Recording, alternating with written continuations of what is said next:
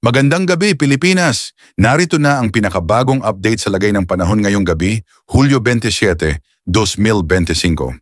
Sa ngayon, may dalawang bagyong nasa labas ng Philippine Area of Responsibility o PRR at parehong minomonitor ng PAGASA. Ang una, si Tropical Depression Comey na dating kilala bilang Emong ay matatagpuan sa layong 1,020 kilometro northeast ng extreme northern Luzon. May lakas ito ng hanging umaabot sa 55 kilometro bawat oras malapit sa gitna at bugso na hanggang 70 kilometro bawat oras habang kumikilos ito pa east sa bilis na 25 kilometro bawat oras. Kasama rin sa bantay si Severe Tropical Storm Crosa na mas malayo ang lokasyon.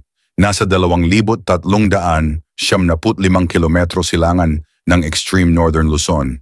Mas malakas ito with maximum sustained winds of 110 kilometro bawat oras at gustiness na hanggang 135 kilometro bawat oras habang gumagalaw pa north sa bilis na 15 kilometro bawat oras. Bagamat wala pa sila sa loob ng PRR, may epekto na ang hanging habagat na pinalalakas nila. Ilang lugar gaya ng Ilocos Region, Zambales, Bataan at Occidental Mindoro ay makararanas ng occasional rains habang mas maraming ulan at thunderstorms ang inaasahan sa Metro Manila, Cordillera, Central Luzon at Mimaropa. Ingat sa posibleng pagbaha at landslide lalo na kung tuloy-tuloy ang buhos. Samantala, sa coastal areas, inaasahang rough to moderate seas sa extreme northern at western Luzon. Kaya iwas muna sa paglalayag lalo na sa maliliit na bangka. Umiiral pa rin ang southwest monsoon kaya siguraduhin na updated tayo sa mga abiso ng PAGASA.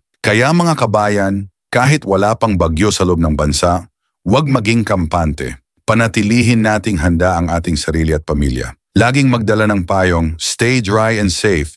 I like at mag-subscribe para sa susunod na update. Dito lang sa PWD, ang ulat panahon na hindi ka iiwan, rain or shine. Ingat Pilipinas!